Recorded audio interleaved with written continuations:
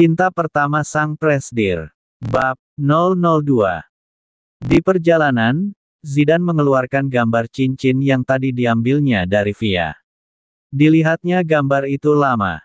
Bahkan dia bisa menggambar cincin indah seperti ini. "Siapa kau sebenarnya?" ucap Zidane dalam hati. Dimasukkan lagi gambar itu, dan pandangannya terarah keluar jendela mobil menerawang sesuatu dalam pikirannya. Bahkan dia bisa menggambar cincin indah seperti ini. "Siapa kau sebenarnya?" ucap Zidane dalam hati. Suatu malam, di depan lobi klub malam Tuan Danu, sebuah mobil mewah berhenti. Seseorang keluar dari kursi depan dengan rambut ikalnya, setengah berlari untuk membuka pintu dari kursi penumpang. Pria tinggi nan tampan keluar dengan kaki jenjangnya, dia adalah Zidane. "Kemana Sam?" tanyanya singkat pada Han. "Tuan Sam sedang keluar kota untuk menangani beberapa proyek di sana," jelas Han disambung dengan decakan dari Zidane. "Astaga, Tuan kesal. Semoga tidak terjadi masalah nanti. Habislah aku. Terakhir ke tempat ini saja ada masalah. Untung ada Tuan Sam. Bagaimana nanti sajalah. Mengapa mereka harus melakukan pertemuan di tempat ini sih? Tahukah mereka Tuan sangat tidak suka dengan tempat yang banyak wanitanya seperti tempat ini," ucap Han dalam hati. Mereka memasuki sebuah ruang VIP, di sana sudah berkumpul beberapa pengusaha. Mereka membicarakan sebuah proyek di kota S.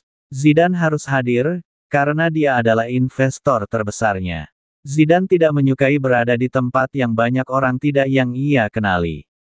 Biasanya jika ada pertemuan-pertemuan di tempat seperti ini, Sam yang akan hadir menggantikannya.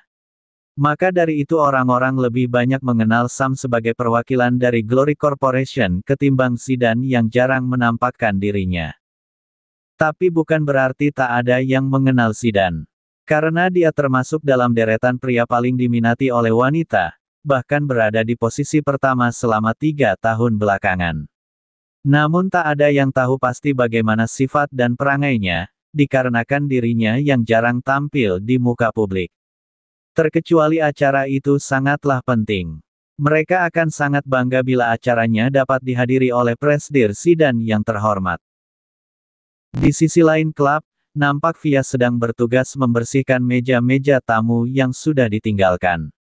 Dengan dandanan cupunya, dia tak khawatir para tamu apalagi yang hidung belang akan menggodanya, bahkan berniat melirik pun sepertinya tidak.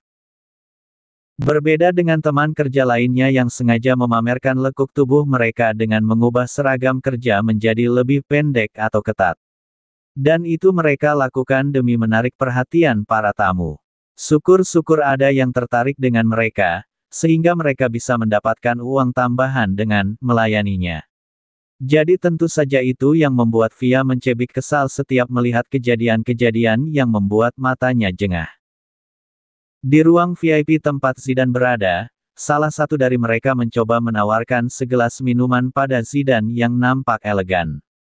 Duduk dengan menyilangkan kakinya dan melipat kedua tangan tepat di depan dadanya. Matanya terpejam, tidak tidur tapi mencoba tak menghiraukan mereka semua yang hadir di sana. Han masih berdiri di samping, mendampinginya sambil memainkan ponsel mengecek laporan-laporan yang masuk. Presdir Zidane, salah satu dari tamu mencoba memanggilnya sambil takut-takut. Dan mata Zidane terbuka, menatapnya tajam tanpa ekspresi. "Presdir Zidane, silahkan diminum sebagai tanda terima kasih kami atas kehadiran Presdir," ucapnya lagi sambil menyodorkan gelas minuman. Tangannya gemetaran, takut tindakannya malah jadi masalah untuknya. "Cari mati dia rupanya," rutuk Han dalam hati sambil menatap wajah pria itu tajam. Tapi Zidane malah menerimanya dan langsung meminumnya dalam satu tegukan. Si pria menghembuskan nafasnya lega kemudian menyunggingkan senyum dan beranjak dari hadapan Zidane. Tiba-tiba ponsel Han bergetar, dret, dret, dret. "Halo," jawabnya. Kemudian sesekali dia melirik ke arah bosnya dengan perasaan canggung. "Baiklah, biarkan dia istirahat lagi dan tunggu perkembangan selanjutnya. Kemudian hubungi aku lagi," sambungnya kemudian menaruh ponselnya ke dalam saku. Sadar akan sesuatu terjadi pada Han, Zidane pun menoleh padanya seakan bertanya, ada apa? Maaf Tuan, ibu saya, belum sempat Han melanjutkan ucapannya Zidane memotong. Pulanglah, perintah Zidane. Tapi Tuan, bagaimana dengan Anda? Tuan kan tidak suka dengan hal-hal seperti ini, Han merasa tidak enak pada Zidane. Namun ia juga bingung harus bagaimana perihal kondisi ibunya yang memburuk. Di sisi lain Zidane adalah bosnya, ada tanggung jawab yang besar untuk menjaga bosnya. Tapi Zidane tetaplah bos yang berhati nurani, ia pun mengangguk tanda memberi izin pada Han untuk pulang lebih dulu. Ibumu lebih penting, ucapnya tegas. Terima kasih, Tuan, kemudian dia sedikit membungkuk tanda pamit pada bosnya. Sungguh tuanku yang baik hati, tak salah pengabdianku padanya selama beberapa tahun ini. Meskipun dia kejam, tapi dia masih memiliki hati. Apalagi kalau menyangkut keluarga. Terima kasih, Tuan. Saya akan terus setia di sisi Anda, ucapnya dalam hati sambil berlalu pergi. Selama Zidane dan Han berbicara, beberapa tamu lainnya berbisik-bisik mencurigakan. Sepertinya mereka merencanakan sesuatu, dan itu tertangkap oleh mata Zidane. Zidane tak dapat mendengar pembicaraan mereka, jadi Zidane hanya bisa semakin waspada. Tak berapa lama, kepalanya terasa berat dan pandangannya mulai kabur. Sial, minuman apa yang mereka berikan padaku, umpatnya dalam hati. Karena sebenarnya toleransi alkohol pada tubuhnya tidak terlalu tinggi. Via masih asik mengelap meja-meja tamu, sambil melirik ke arah pemandangan yang menyebalkan menurutnya dengan mulutnya yang komat kamit merutuki mereka. Salah satu temannya memanggil, "Hei, cupu." Tapi Via tak bergeming malah meneruskan pekerjaannya. Tangannya ditarik paksa oleh temannya yang bernama Sisil itu. "Hei, apa-apaan ini?" Via berusaha melepaskan cengkraman temannya yang kuat. Sisil menghentikan langkahnya dan berbalik menghadap Via. "Diam kau, cupu. Ikuti saja aku," bentak Sisil pada Via.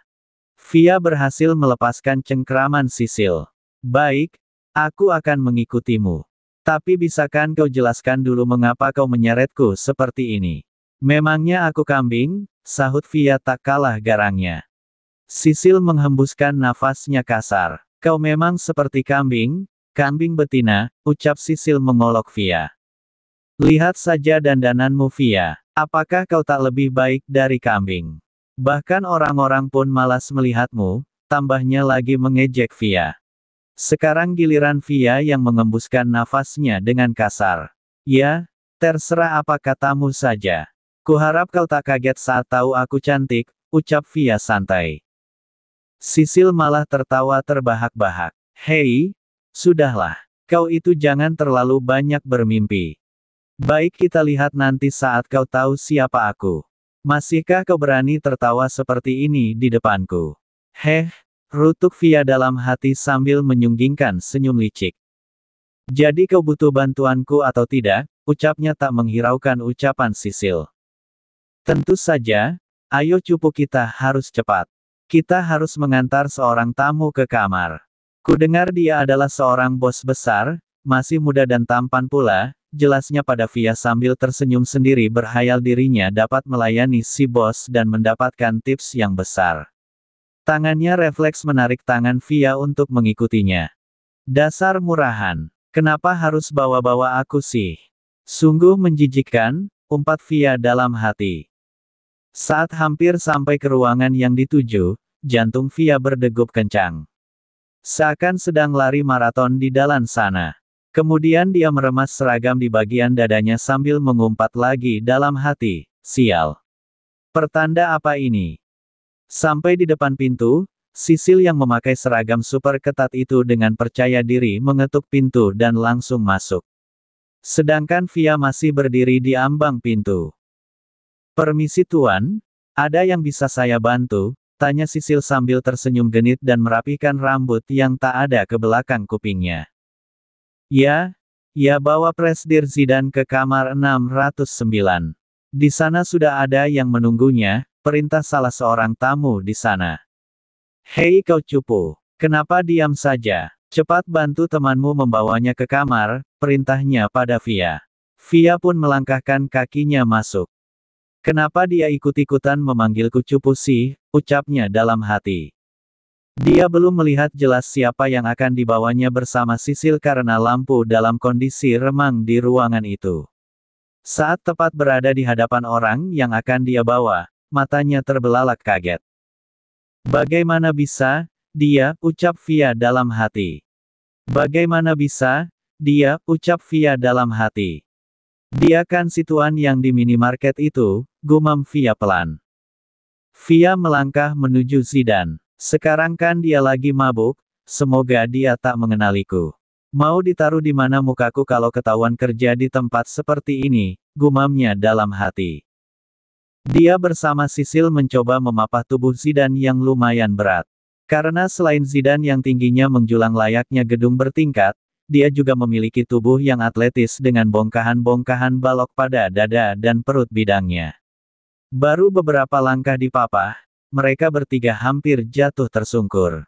Beruntung Via dan Sisil sigap menahan tubuh Zidan yang sudah setengah sadar. Kalian bisa bekerja dengan benar tidak sih? Teriak salah satu tamu di sana. Heh, bagaimana bisa di klub malam terbesar di kota mempekerjakan gadis cupu yang tak enak dipandang begini sih, umpatnya lagi namun kali ini suaranya lebih pelan. Namun umpatan itu masih dalam jangkauan pendengaran Via. Dia hanya menaikkan sudut bibirnya sebelah. Dasar pria, ucap Via dalam hati sambil menggeleng pelan. Ya memang itu tujuannya untuk membuat mereka segan melihatnya. Berbeda dengan Sisil, dia merasa bangga karena penampilannya lebih oke ketimbang Via. Beruntung kamar yang dituju tak begitu jauh dari sana. Sungguh perjuangan yang melelahkan bagi Via. Memapah seorang pria setengah sadar dan beratnya yang bisa dibayangkan. Peluh Via mulai berderet di keningnya, langsung saja ia membuka pintu kamar itu. Dan benar saja, sudah ada yang menunggunya di sana. Seorang wanita dengan dress merah yang serba terbuka karena kekurangan bahan, mungkin. Menyambut kedatangan mereka dengan sarkasnya. Hei pelayan, kalian pergilah. Serahkan dia padaku, perintahnya dengan nada yang lumayan tinggi sehingga Zidan mampu membangkitkan kesadarannya sedikit walau kepalanya masih terasa berat. Samar-samar Zidan melihat sekelilingnya, mulai dari wanita itu, Via kemudian Sisil. Satu persatu dilihatnya samar. Dia, sepertinya aku pernah bertemu dengannya, ucap Zidan dalam hati sambil memandang Via. Zidan mencoba melepaskan diri dari papahan Via dan Sisil, berusaha berdiri sendiri walau masih sempoyongan.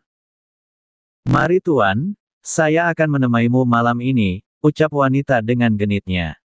Via bergidik jijik melihatnya. Si wanita mencoba merengkuh tubuh Zidan. Tapi dengan cepat Zidan menepis tangannya. Tak sudi aku disentuh wanita kotor sepertimu, umpat Zidan dalam hati. Melihat itu, Via menyeringai puas. Rasakan, ucapnya dalam hati. Heh, dasar wanita murahan, umpat Sisil terang-terangan dan berbalik akan meninggalkan kamar. Baru satu langkah, si wanita meneriakinya tak terima. Apa kau bilang? Bisakah kau berkaca? Lihatlah seperti apa penampilanmu saat ini. Sekali lihat, orang pun bagaimana akan menilai dirimu. Bukankah kita sama? Murahan, balas si wanita dengan sedikit penekanan di ujung kalimatnya dan sebuah seringai menyungging di mulutnya. Via yang tadinya sudah akan beranjak dari sana pun berbalik memperhatikan keduanya. Tadinya aku mau cepat kabur sebelum tuan ini sadar dan lihat aku. Tapi mari kita lihat, sepertinya bakal ada tontonan yang menarik, ucapnya dalam hati dan tersenyum. Saling tak terima dengan ucapan masing-masing, wanita itu dan Sisil pun berkelahi. Mereka saling jambak, saling cakar dan bergumul sambil mengumpat satu sama lain. Via tersenyum kelihatan menikmati action scene yang disuguhkan untuknya sambil melipat tangan di depan dadanya. Tapi kejadian itu malah membuat kepala Zidan makin sakit. Masih sempoyongan, Zidan memijat sedikit keningnya untuk mengurangi rasa sakit. Keluar, bentaknya tiba-tiba. Orang dua itu pun menghentikan perkelahian mereka. Dengar, Presdir Zidane memintamu keluar, ucap si wanita percaya diri. Kau, Zidane menunjuk si wanita. Kau keluar, perintahnya tegas. Membuat si wanita menjadi malu dan melangkah keluar dari kamar itu. Merasa menang, Sisil tersenyum. Dan kau, kini Sisil ditunjuk oleh Zidane. Keluar, seketika senyumnya hilang. Via menikmati pemandangan yang ada di hadapannya, senyumnya terbit seakan mengejek hasil dari kelakuan mereka berdua. Sisil pun beranjak keluar. Karena merasa tontonan sudah berakhir, Via siap melangkah membuntuti Sisil keluar. Tapi baru akan melangkah, tangannya mendapat cekalan kuat dari orang yang berdiri di sebelahnya. Dan kau, mata Zidane mengarah pada Via. Kau temani aku malam ini, ucap Zidane tegas. Di luar kamar ternyata si wanita masih menunggu Sisil. Dia berdiri menempel dinding dengan sebatang rokok menyala di tangannya. Heh, murahan. Kau diusir juga rupanya, ucap si wanita pada Sisil. Sudah hilang moodnya lantaran diusir dari kamar. Kini si wanita malah menambah rusak mood Sisil. Apakah kau sungguh ingin aku meladenimu, ucap Sisil sambil menyeringai seram. Jadi kau pikir aku tak berani, ucap si wanita kemudian menjatuhkan rokoknya dan menginjaknya sampai tak menyala. Lihat, kau akan berakhir seperti ini, tambahnya lagi sambil menunjukkan arah matanya ke bawah. Mereka pun melanjutkan apa yang belum selesai di ruangan sebelumnya. Perkelahian itu diselingi umpatan kepada satu sama lain lagi. Keributan yang mereka buat tak ayal menjadi perhatian orang-orang di sekitar sana. Farah yang tak sengaja lewat mendengar beberapa temannya berbicara. Tahukah kau Sisil bertengkar dengan seorang wanita? Kudengar ini masalah tentang tuan besar yang mengusir mereka, ucap salah satunya.